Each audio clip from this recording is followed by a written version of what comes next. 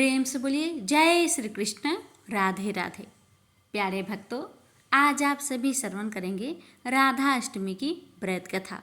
सनातन धर्म में सभी व्रत को बहुत ही महत्वपूर्ण माना जाता है। इसी तरह श्री राधा रानी को समर्पित राधा अष्टमी के त्यौहार का विशेष महत्व है। यह पर्व भगवान श्री कृष्ण जन्माष्टमी के बाद मनाया जाता है। इस दिन साधक व्रत रखते हैं। धार्मिक मान्यता है कि ऐसा करने से किशोरी जी प्रसन्न होती है। मान्यता के अनुसार राधा अष्टमी को श्री राधा रानी के अवतरण दिवस के रूप में मनाया जाता है। अगर आप भी राधा अष्टमी का व्रत रखते हैं तो राधा अष्टमी के आने से पहले जान ले कि यह व्रत कैसे किया जाता है। तो आइए इसके बारे में जानते हैं। राधा अष्टमी शुभ मुहूर्त। पांचांग के अनुसार भाद्रपद माह के शुक्ला पक्ष की अष्टमी तिथि 10 सितंबर को रात 11:11 पर शुरू होगी। वहीं इस तिथि का समापन 11 सितंबर को रात 11:46 पर समाप्त होगी। सनातन धर्म में सूर्योदय से तिथि की गणना की जाती है। ऐसे में 11 सितंबर को राधा अष्टमी का व्रत मनाया जाएगा। इस दिन पूजा करने का शुभ मुहूर्त इस प्रकार है। राधा अष्टमी के दिन राधा रानी की पूजा सुबह 11:03 से लेकर दोपहर 1:32 तक कर सकते हैं। राधा अष्टमी के दिन ब्रह्मा बेला में उठे और दिन की शुरुआत देवी देवता के ध्यान से करें। दैनिक कार्य को करने के बाद गंगा जल युक्त पानी से स्नान ध्यान करें। अब आचमन करें। हथेली पर जल रखकर 3 बार ग्रहण करें। इस दौरान इन मंत्रों का जाप करें। ओम केशवाय नमः, ओम नारायण नमः, ओम माधवाय नमः, ओम ऋषिकेशाय नमः। घर और मंदिर की विशेष साफ सफाई करें। अब चौकी पर लाल कपड़ा बिछाकर राधा कृष्णा जी की मूर्ति को विराजमान करें। व्रत का संकल्प ले। अब उनका श्रृंगार करें। देसी घी का दीपक जलाकर आरती कर मंत्रों का जाप करें। इसके बाद राधा कृष्ण से जीवन में सुख समृद्धि और शांति में वृद्धि के लिए प्रार्थना करें। दिन भर व्रत रखें। संध्या काल में आरती कर फलाहार करें। इसके बाद अगले दिन पूजा अर्चना करने के बाद व्रत का पारण करें। राधा अष्टमी व्रत के नियम। तामसिक भोजन का सेवन ना करें। बड़े बुजुर्गों का अपमान ना करें। किसी की प्रति में गलत विचार धारण ना करें। घर को गंदा ना रखें। व्रत के दौरान दिन में ना सोए। अब आइए श्रवण करते हैं राधा अष्टमी की व्रत कथा। श्री कृष्ण भक्ति के अवतार देवर्षि नारद ने एक बार भगवान सदाशिव के श्री चरणों में प्रणाम करके पूछा, हे महाभाग, मैं आपका दास हूँ। बतलाइए, श्री राधा देवी लक्ष्मी है या देव पत्नी, महालक्ष्मी है या सरस्वती है? क्या वो अंतरंग विद्या है, वैष्णवी प्राकृतिक है? कहिए, वे वेद कन्या है, देव कन्या है अथवा मुनि कन्या है?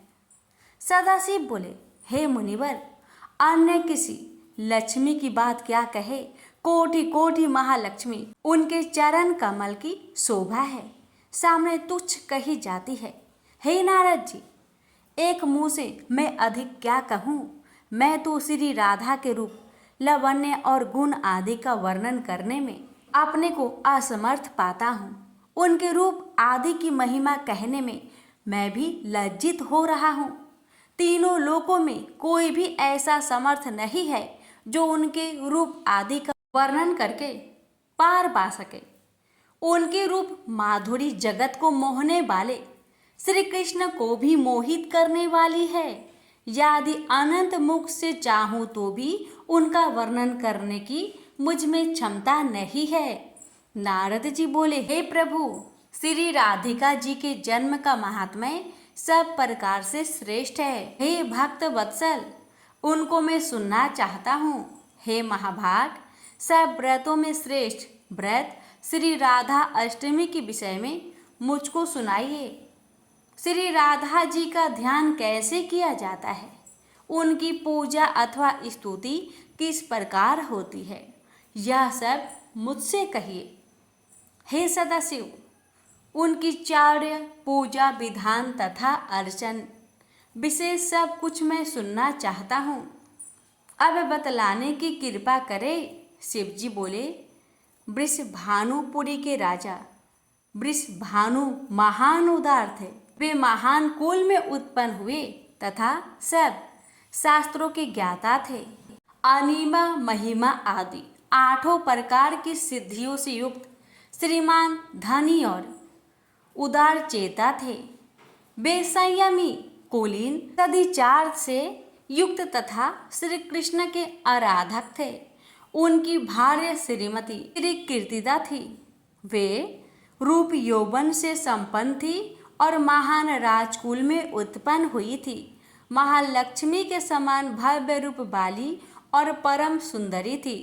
वे सर्व विद्याओं और गुणों से युक्त कृष्ण रूपा तथा महापतिव्रता थी।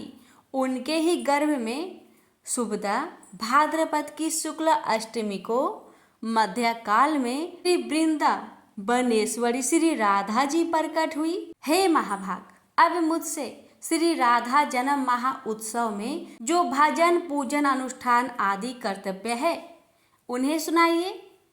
सदा श्री राधा जन्माष्टमी के दिन व्रत रखकर उनकी पूजा करनी चाहिए। श्री राधा कृष्ण के मंदिर में ध्वजा, पुष्पमाल्य, वस्त्र, पताका, तोरण आदि नाना प्रकार के मंगल द्रव्य से यथाविधि पूजा करनी चाहिए। स्तुति पूर्वक सुवासित गंध, पुष्प, धूप आदि से सुगंधित करके उस मंदिर के बीच में 5 रंग के चूर्ण से मंडप बनाकर उसके भीतर 16 दल के आकार का कमल यंत्र बनाए। उस कमल के मध्य में दिव्य आसन पर श्री राधा कृष्ण की युगल मूर्ति पश्चिमाभिमुख स्थापित करके ध्यान, पाद्य, अर्घ्य आदि से कर्म पूर्वक भली भांति उपासना करके भक्तों के साथ अपनी शक्ति के अनुसार पूजा की सामग्री लेकर भक्ति पूर्वक सदा संचित होकर उनकी पूजा करें। अब आइए श्रवण करते हैं राधा अष्टमी की व्रत कथा। पौराणिक कथाओं के अनुसार एक बार जब माता राधा स्वर्गलोक में कहीं बाहर गई थी, तभी भगवान श्री कृष्ण बिरजा नाम की सखी के साथ विहार कर रहे थे।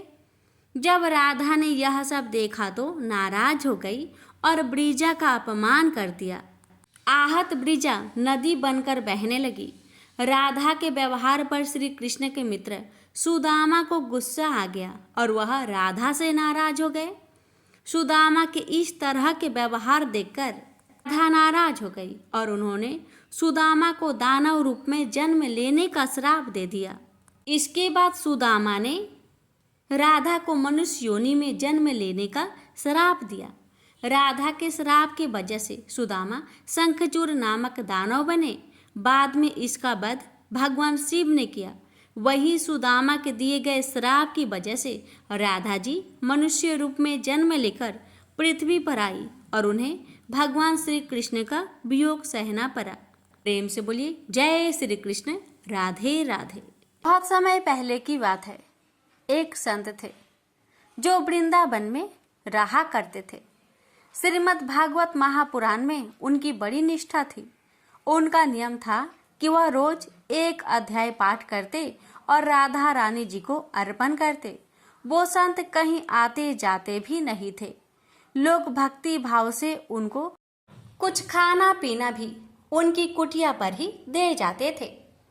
वो संत भी अपनी कुटिया में बैठे बैठे या तो राधा रानी का नाम जाप करते रहते या श्रीमद् भागवत का पाठ करते रहते। ऐसा करते करते उन्हें सालों बीत गए, पर एक दिन भी ऐसा नहीं था जब उन्होंने राधा रानी जी को भागवत का अध्याय न सुनाया हो। अब उनकी कुछ उम्र भी हो चली थी। एक रोज जब वो भागवत का पाठ करने बैठे तो उन्हें अक्षर बहुत धुंधले से दिखाई दे रहे थे। थोड़ी देर बाद तो दिखना और भी कम हो गया। अब उनकी आंखों में आंसू आ गए। उनके ये आंसू इसलिए नहीं थे कि आंखें जा रही है, बल्कि इसलिए थी कि अब पाठ कैसे करेंगे। उनके मन में भारी दुख हो रहा था कि अब राधा रानी को भागवत कैसे सुना पाएंगे। वे मन में श्री कृष्ण का ध्यान कर रहे थे कि प्रभु, हे दीनानाथ, मैं इतने दिनों से पाठ कर रहा हूँ, आपने आज ऐसा क्यों किया है। अब मैं कैसे राधा रानी जी को पाठ सुनाऊंगा। रोते रोते सारा दिन ढल गया और शाम हो गई। उस दिन उन्होंने कुछ भी खाया पिया नहीं, क्योंकि उनका नियम था कि वो पाठ राधा रानी को सुनाकर उन्हें समर्पित कर कर ही खाना खाया करते थे। तभी उनके दरवाजे पर एक दस्तक हुई। वैसे ही उन्हें धुंधला दिख रहा था। वे बड़े मुश्किल से दरवाजे तक पहुंचे और बोले, कौन है। एक बालक की आवाज आई। वो बोला, बाबा, माँ ने खाने का सामान भेजा है। वो संत बोले, खाना नहीं चाहिए, जब तक नियम पूरा नहीं होगा खाना नहीं खाऊंगा। वो बालक बोला, कौन सा नियम बाबा। अब जैसे उस संत को अपना दुख बांटने वाला कोई मिल गया हो। वो बोले, मैं रोज राधा प्यारी को भागवत का पाठ सुनाता हूँ और फिर ही कुछ खाता हूँ, पर आज मेरी आंखें चली गई। यह कहकर वह रोने लगे। बालक उन्हें रोता देखकर बोला, अच्छा, आंखें चली गई है, इसलिए आप दुखी हैं। वो संत बोले, अरे ये आखिर किसको चाहिए। मैं तो इसलिए दुखी हूँ कि अब किशोरी जी को पाठ कैसे सुनाऊंगा। उनकी बात सुनकर वो लड़का बोला, बाबा रुको, मैं थोड़ी देर में आता हूँ। बाबा वहाँ खड़े ही रह गए। इतने में बालक दौड़ता हुआ आया और बोला, ये पट्टी अपनी आंखों पर बांध लो। अब हाथ में पट्टी पकड़ाकर वो लड़का भाग गया। बाबा अपने दुखी मन से अंदर आकर जमीन पर लेट गए। बाबा ने सोचा, लगता है किसी वैद्य का लड़का होगा, कुछ इलाज मिला जानता होगा। अब उन्होंने आंखों में पट्टी बांधी और सो गए। जब बाबा उठे तो उन्हें सब साफ साफ दिख रहा था। बाबा बड़े प्रसन्न हुए। बाबा ने सोचा, देखता हूँ उस लड़के ने पट्टी में क्या औषधि मिलाई है। बाबा ने देखा उस पट्टी में राधा रानी जी का नाम लिखा हुआ था। यह देखकर बाबा फूट फूट कर रोने लगे और कहने लगे, आपके नाम की भी कितनी महिमा है। बाबा बोले, मुझसे श्लोक सुनने में आपको भी कितना आनंद आता है। बाबा बहुत खुश थे। पूरे उत्साह के साथ वो जल्दी से उठे और स्नान आदि करके पाठ करने बैठ गए। आज उनकी आवाज में एक अलग ही कनक थी, और होती भी क्यों ना स्वयं किशोरी जी और बाके बिहारी जी ने उन पर इतनी कृपा की थी। बोलिए राधा रानी की जय, श्याम प्यारे की जय। कृष्ण भगवान और राधा स्वर्ग में विचरण करते हुए अचानक एक दूसरे के सामने आ गए। विचलित से कृष्ण और प्रसन्नचित सी राधा। कृष्ण सकपकाए, राधा मुस्कुराई। इससे पहले कृष्ण कुछ कहते, राधा बोल उठी, कैसे हो द्वारिकाधीश। जो राधा उन्हें कान्हा कान्हा कह के बुलाती थी, उनके मुख से द्वारिकाधीश का संबोधन कृष्ण को भीतर तक घायल कर गया। फिर भी किसी तरह अपने आप को संभाल लिया और बोले राधा से, मैं तो तुम्हारे लिए आज भी कान्हा हूँ, तुम तो द्वारिकाधीश मत कहो। आओ बैठते हैं, कुछ मैं अपनी कहता हूँ, कुछ तुम अपनी कहो। सच कहूँ राधा, जब जब तुम्हारी याद आती थी, इन आंखों से आंसुओं की बूंदें निकल आती थी। राधा रानी बोली, मेरे साथ ऐसा कुछ नहीं हुआ, ना तुम्हारी याद आई ना कोई आंसू बहा, क्योंकि हम तुम्हें कभी भूले ही कहाँ थे। जो तुम याद आते, इन आंखों में सदा तुम रहते थे। कहीं आंसुओं के साथ निकल न जाओ, इसलिए रोते भी नहीं थे। प्रेम के अलग होने पर तुमने क्या खोया। इसका एक आईना दिखाऊं आपको, कुछ करवे सच प्रश्न सुन पाओ तो मैं सुनाऊं। अभी सोचा इस तरक्की से तुम कितने बिछड़ गए। यमुना के मीठे पानी से जिंदगी शुरू की और समुद्र के खारे पानी तक पहुंच गए। एक अंगुली पर चलने वाले सुदर्शन चक्र पर भरोसा कर लिया और 10 उंगलियों पर चलाने वाली बांसुरी को भूल गए। कान्हा, जब तुम प्रेम से जुड़े थे तो जो उंगली गोवर्धन पर्वत को उठाकर लोगों को विनाश से बचाती थी, प्रेम से अलग होने पर वही उंगली क्या क्या रंग दिखाने लगी। सुदर्शन चक्र उठाकर विनाश के काम आने वाली कान्हा और द्वारिकाधीश में क्या फर्क होता है बताऊं? कान्हा होते तो तुम सुदामा के घर जाते, सुदामा तुम्हारे घर नहीं आता। युद्ध में और प्रेम में यही तो फर्क होता है। युद्ध में आप मिटाकर जीतते हैं और प्रेम में आप मिटकर जीतते हैं। कान्हा, प्रेम में डूबा हुआ आदमी दुखी तो रह सकता है पर किसी को दुख नहीं देता। आप तो कई कलाओं के स्वामी हो, स्वप्न दूर दृष्टा हो, गीता जैसे ग्रंथ के दाता हो, पर आपने क्या निर्णय किया? आपने पूरी सेना कौरवों को सौंप दी और आपने आपको पांडवों के साथ कर लिया। सेना तो आपकी प्रजा थी, राजा तो पालक होता है, उसका रक्षक होता है। आप जैसे महाज्ञानी उस रथ को चला रहा था जिस पर बैठा अर्जुन आपकी प्रजा को ही मार रहा था। अपनी प्रजा को मरते देख आप में करुणा नहीं आई, क्योंकि आप प्रेम में शून्य हो चुके थे। आज भी धरती पर जाकर देखो, अपनी द्वारिकाधीश वाली छवि को ढूंढते रह जाओगे। हर घर हर मंदिर में मेरे साथी खड़े नजर आओगे। आज भी मैं मानती हूँ लोग गीता के ज्ञान की बात करते हैं, उनके महत्व की बात करते हैं, मगर धरती के लोग युद्ध वाले द्वारिकाधीश पर नहीं, प्रेम वाले पर भरोसा करते हैं। गीता में मेरा दूर दूर तक नाम भी नहीं है, पर आज भी लोग आपके समापन पर राधे राधे करते हैं। प्रेम से बोलिए राधे राधे। एक बार 3 साधु थे जो बरसाना की ओर जा रहे थे। उनमें से एक साधु जो वृद्ध था वह कहने लगा कि मैं अब यमुना के किनारे आसन लगाकर रहूंगा। तुम दोनों जवान हो इसलिए तुम आगे चले जाओ।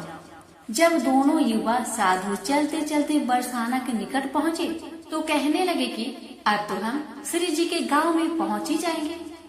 एक तरह से हम राधा रानी के मेहमान हुए हैं, इसलिए हम बरसाना में भिक्षा नहीं मांगेंगे।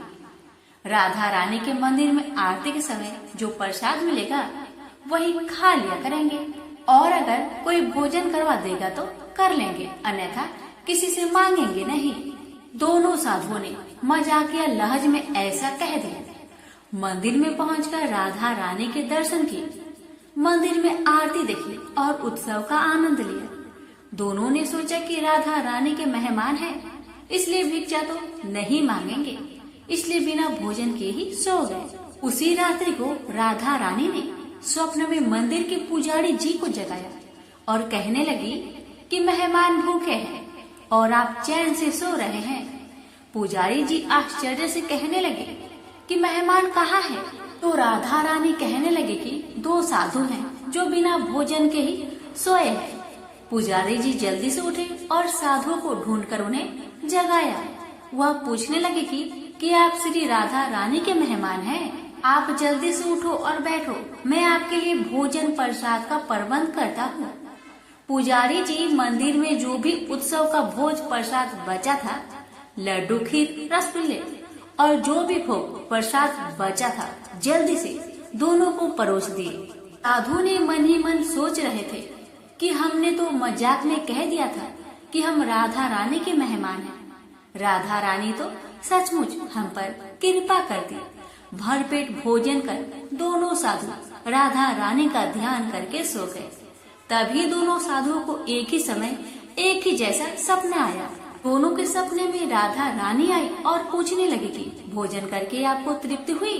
दोनों साधुओं ने हाँ में भर दी। राधा रानी मुस्कुराते हुए कहने लगी, पुजारी जी ने तुम दोनों को भोजन तो करवा दिया, लेकिन पान के बीरे का प्रसाद देना ही भूल गए।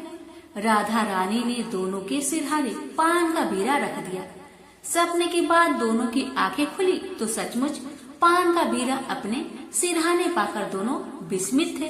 राधा रानी ने मजाक के भाव से कहा गया वचन में सत्य साबित कर दिया और बिना मांगे दोनों को भरपेट भोजन भी करवा दिया। हे राधा रानी, जैसे आपने दोनों संतों पर अपनी कृपा करी, वैसे आपकी कथा कहने वाले सुनने वाले, पुकार भरने वाले सभी की परिवार पर, सब पर अपनी कृपा सदा बनाए रखना। प्रेम से बोलिए श्री कृष्ण भगवान की जय, राधा रानी की जय। एक बार एक सेठ जी किसी काम से बरसाना गए। उनका एक नियम था, वह प्रतिदिन स्वयं भोजन करने से पहले एक संत जी को भोजन करवाते थे। सेठ जी ने भोजन के समय नौकर से बोला कि किसी संत को ढूंढ कर ले आओ। राधा रानी की कृपा से नौकर को कोई भी संत नहीं मिला, क्योंकि उस दिन सभी संत किसी भंडारे में चले गए थे। नौकर को राधा रानी के मंदिर के बाहर एक पागल व्यक्ति मिला। नौकर मन में विचार करने लगा कि अगर सेठ को संत नहीं मिला भोजन करवाने के लिए, तो वह हमें भी भोजन नहीं करने देगा। इसलिए वह पागल व्यक्ति को बाजार ले गया।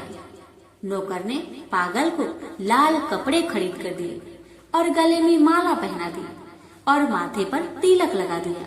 वह कहने लगा कि मैं सेठ को बोल दूंगा कि तुम संत हो। सेठ तुम्हें भरपेट भोजन करवाएंगे और अच्छी दान दक्षिणा भी देंगे। तुम कुछ मत बोलना, मैं कह दूंगा कि यह मौनी बाबा है। नौकर उस पागल व्यक्ति को सेठ के पास ले गया। सेठ जी ने उनके अच्छे से चरण धोए और गरम गरम भोजन उसके आगे परोस दिया। उस व्यक्ति ने जीवन में पहली बार इतना अच्छा भोजन देखा था। भोजन देखते ही देखते उसे उठाकर खाने लगा तो सेठ ने उसे टोक दिया। सेठ कहने लगे कि तू नकली संत है, क्योंकि संत तो भोजन से पहले प्रार्थना करते हैं, उसके पश्चात भोजन करते हैं। सेठ ने उसे भगा दिया।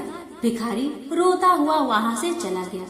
सेठ ने श्री जी से क्षमा मांगकर भोजन कर लिया। उधर भिखारी भूख के कारण वह रोता रहा। रात को सेठ जी को राधा जी ने दर्शन दिए। वह कहने लगी कि तू तो वैसे तो बड़ा दानवीर बना फिरता है, लेकिन तूने उस भिखारी को भूखा ही भेज दिया। सेठ कहने लगा कि वह संत नहीं था, वह तो पाखंडी था। राधा रानी मुस्कुराते हुए बोली, मैं तो उसे कई सालों से खाना खिला रही हूँ, आज तक वह भूखा नहीं सोया। मैंने कभी नहीं सोचा कि वह पाखंडी है या फिर संत। तुम्हें क्या एक समय का भोजन करवाना पड़ा? तुम उसका सत्वत ढूंढने लगे, जबकि मैं तो उसे बिना किसी भेदभाव के वर्षों से भोजन करवा रही हूँ। राधा रानी की बातें सुनकर सेठ जी को अपनी गलती का एहसास हुआ। उन्होंने राधा रानी से हाथ जोड़कर क्षमा मांगी। राधा रानी ने भी सेठ जी को क्षमा कर दिया। प्रेम से बोलिए श्री कृष्ण भगवान की जय, राधा रानी की जय।